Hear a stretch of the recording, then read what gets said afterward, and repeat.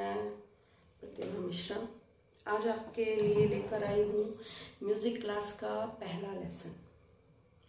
पहला लेसन इसलिए क्योंकि जब भी कोई व्यक्ति ये मन में प्लान करता है कि मैं संगीत सीखने वाला हूँ या सीखने जा रहा हूँ, चाहे वो क्लासिकल हो या इंडियन हो या कर्नाटका का हो या फिर लाइट म्यूज़िक हो, किसी भी प्रकार का म्यूज़िक हो, सबके मन में एक सवाल रहता है कि हम जाएंगे और म्यूज़िक बजाएंगे, लेकिन शुरुआत किसी को पता नहीं होती है कि हम कहाँ से करने जा रहे हैं। ठीक है, तो वही शुरुआत में हम सबसे पहले क्लास में क्या पूछते और क्या बताते हैं वो मैं आपको बताऊंगी। तो सबसे पहले संगीत की क्लास की शुरुआत ही इसी से होती है कि संगीत किसे कहते हैं। ठीक है, तो जब भी मैं जनरली कोई भी व्यक्ति आता है उससे पूछती हूँ, या चाहे ऑनलाइन क्लास में हो चाहे ऑफलाइन, कि संगीत किसे कहते हैं, तो उनके पास मिला जुला उत्तर रहता है। तो एक शब्दों की परिभाषा के सहित एक छोटी सी डेफिनेशन मैं आपको बताना चाहूँगी। संगीत किसे कहते हैं? संगीत गायन, वादन और नृत्य, इन तीनों कला के समावेश को संगीत कहते हैं। ठीक है, तो गायन आपका हो गया सिंगिंग करना या गाना गाना, वो किसी भी प्रकार का गाना हो सकता है। फिर बजाना आपका ये इंस्ट्रूमेंट प्लेइंग है, कुछ भी, कैशियो, गिटार, हारमोनियम, ढोलक, कुछ भी, ये इंस्ट्रूमेंट प्लेइंग जो है वो बजाना। और नृत्य, नाचना, ये भी संगीत का, ये तीनों ही कलाओं के समावेश को हम संगीत कहते हैं। ठीक है, अब संगीत में सबसे पहले गायन को श्रेष्ठ माना गया है। उसका एक कारण है क्योंकि गायन आप स्वच्छंद रूप से बिना इंस्ट्रूमेंट के, बिना डांस के आप गाना गा सकते हैं, लोगों को एंटरटेन कर सकते हैं, खुद को एंटरटेन कर सकते हैं, और जो गाना है वो अपने आप में एक पूर्ण विधा है।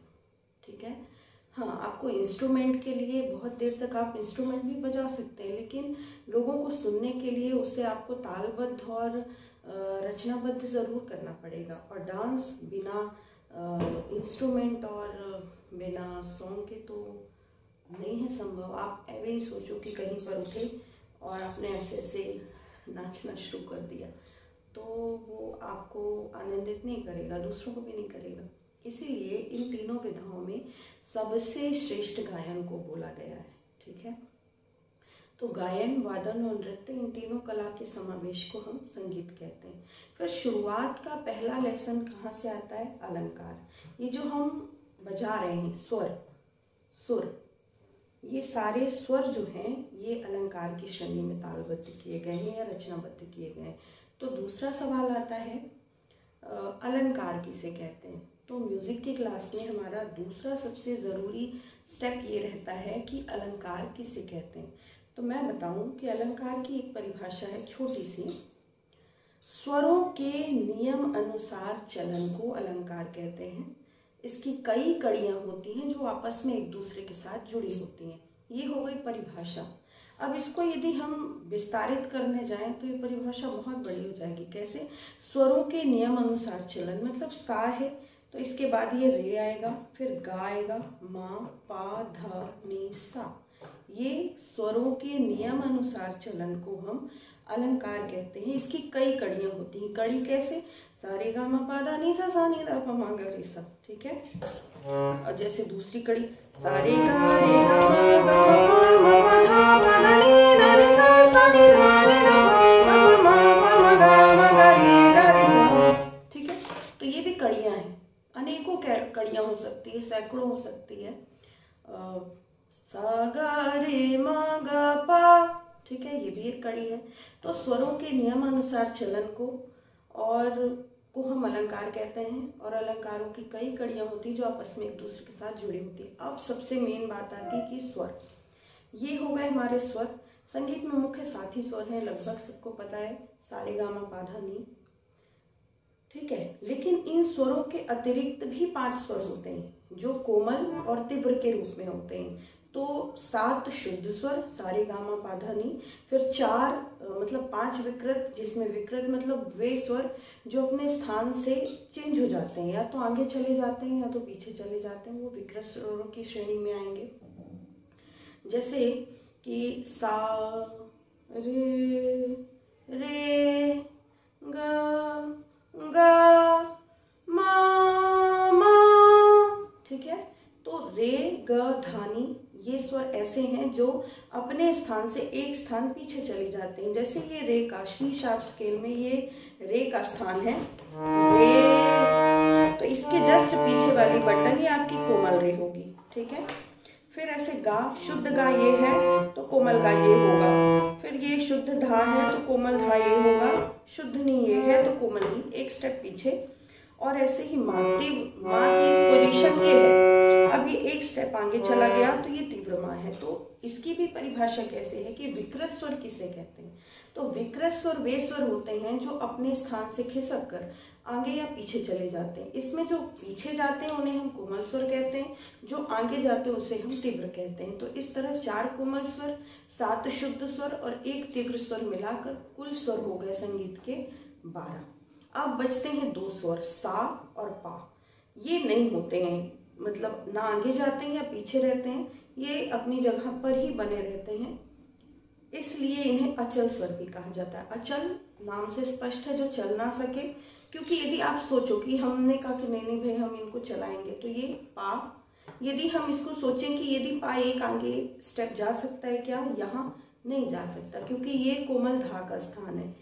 ये पा आप सोचे कि पीछे जा सकता है क्या, नहीं जा सकता क्योंकि ये तीव्र माँ का स्थान है। इसी तरह सा यदि आगे जाना चाहे तो ये कोमल रे का स्थान है, और यदि पीछे आना चाहे तो ये शुद्ध नी का स्थान है। अतः सा और पा संगीत के स्वरों में ऐसे 2 स्वर हैं जो ना तो आगे जाते हैं ना पीछे जाते हैं, अर्थात ये अचल रहते हैं, ठीक है। इनकी पोजीशन फिक्स रहती है। सा रे गा मा पा धा नी सा, ये हम शुद्ध स्वरों को बजाए, ठीक है। अब हम इसमें कोमल स्वर ऐड करते हैं। सा रे गा मा पा धा नी सा। फर्क है, यही फर्क एक स्वर और दूसरे स्वर में भी है। जितना महत्व का शुद्ध स्वर है उतना ही महत्व का कोमल स्वर भी है, उतना ही महत्व का तीव्र स्वर भी है, ठीक है। तो ये 12 स्वरों के बीच का ही सारा खेल है। इसी में हजारों लाखों करोड़ों सॉन्ग्स जो बने हैं, चाहे वो इंडियन हो वेस्टर्न हो, जहाँ कर भी हो, यहीं पर हैं, ठीक है।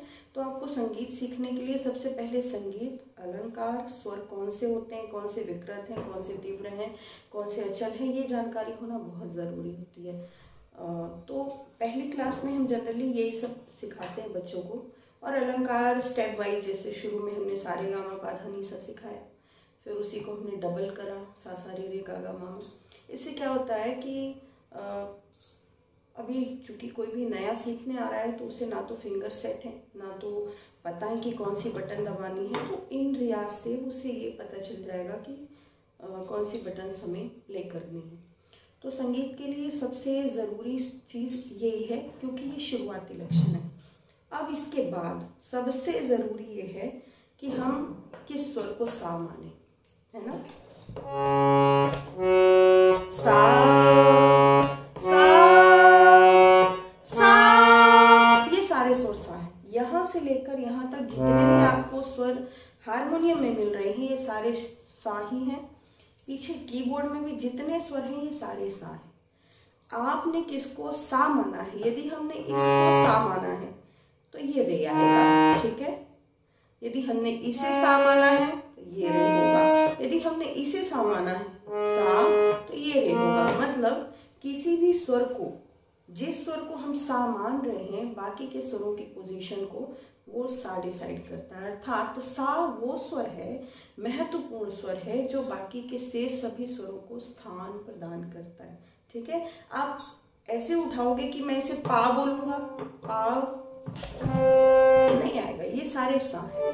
पा क्या होगा या कौन सा स्वर होगा, ये इस पर निर्भर करता है कि आपने सा किसको माना है, ठीक है। तो जब आप किसी भी बटन को कहीं से बोल दिया कि मैं इसे सा मान रहा हूँ, ठीक है, कहीं का भी उठा लिया सा सा, तो इसके बाद ये रे होगा, ठीक है। ये कोमल रे का स्थान है। फिर इसके बाद ये कोमल गा, शुद्ध मा, तीव्र मा, पा, कोमलनी, शुद्धनी, सा। ठीक है, तो इस तरह स्वरों का क्रम चलता है। तो शुरुआती लेसन के लिए मैं आज ये पहली क्लास का वीडियो लेकर आई हूँ, क्योंकि जब भी लोग शुरू करते हैं म्यूज़िक, मैंने भी कभी शुरू किया था, तो मुझे भी लगता था कि ये बस बटन है, बहुत सारी चीज़ें नहीं पता था, क्योंकि सिर्फ ट्यूटोरियल देखकर आप ये चीज़ नहीं सीख सकते हो यदि आप थ्योरी नहीं सीखोगे। और मैं इसीलिए आज थ्योरी बताने के लिए लेसन लेकर आई हूँ, क्योंकि जैसे आपने ट्यूटोरियल देखा तो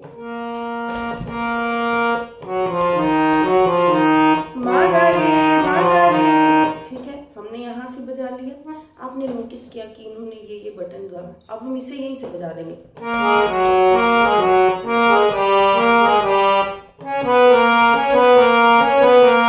कहीं से भी वही स्वर आ रहे हैं। तो आपको ये चीज़ क्लियर होना चाहिए कि सिर्फ ये बटन्स नहीं है, ये स्वर हैं। इनके बीच में कई बार होगा कि उसने रे बोला पर रे कोमल बजा दिया, आप शुद्ध को टच कर रहे हैं, दोनों की वॉइस में फ़र्क है, फ्रीक्वेंसी में फ़र्क है, तो आप समझ नहीं पाओगे। तो आपको ये जानकारी ज़रूरी होना चाहिए कि स्वर भी हैं, स्वर के अंदर कोमल स्वर हैं, विकृत स्वर हैं, उसके अलावा थाट है, अलग अलग थाट पे स्वरों की प्रैक्टिस की जाती है, और सबसे ज़रूरी अलग अलग स्केल है, अलग अलग वॉइस के हिसाब से। आपको सिर्फ ये जानना है कि हम जिसे सा मान लेंगे वो तय करेगा कि रे गा मा पा धा नी सा क्या होगा, पहली चीज़। दूसरा, यदि सा की पोजीशन ये है, आप कीबोर्ड के हिसाब से देखें तो यदि सा ये है तो एक कदम आगे री होगा, फिर उससे आगे ग होगा। ठीक है, सा रे, थोड़ा थोड़ा सा ये ऊपर होते जा रहे हैं, सा रे ग मा पा धा नी सा, फिर ये सा, ये सतत है, ये साइकिल चलता रहेगा। इस सा के बाद फिर से रे, अभी मंद्र का सारे गामा है, फिर मध्यम का आएगा, फिर तार का आएगा, ऐसे अलग अलग फ्रिक्वेंसी के सारे गामा पा धा नी सा आते रहेंगे। तो ये तय करेगा कि आपने सा किसको माना है। और शुरुआत अलंकारों से ही होती है। अलंकार किसी भी, जैसे हम कोई भाषा या सब्जेक्ट सीखते हैं, मैथ्स हमें सीखना है तो शुरुआत 1 2 3 से होगी, इंग्लिश सीखना है तो ABCD से, इसी तरह हिंदी की शुरुआत वर्णमाला के स्वर और व्यंजन से होती है। इसी तरह ये संगीत की वर्णमाला की शुरुआत सारे गामा पा धा नी से होती है, और यहीं से आपको भी करनी पड़ेगी। तो इसी तरह बने रहिए। ये डे फर्स्ट की क्लास है, मैंने अपने वीडियो पर अलंकारों की भी सीरीज़ पूरी डाली हुई है। तो जो लोग भी एकदम बेसिक से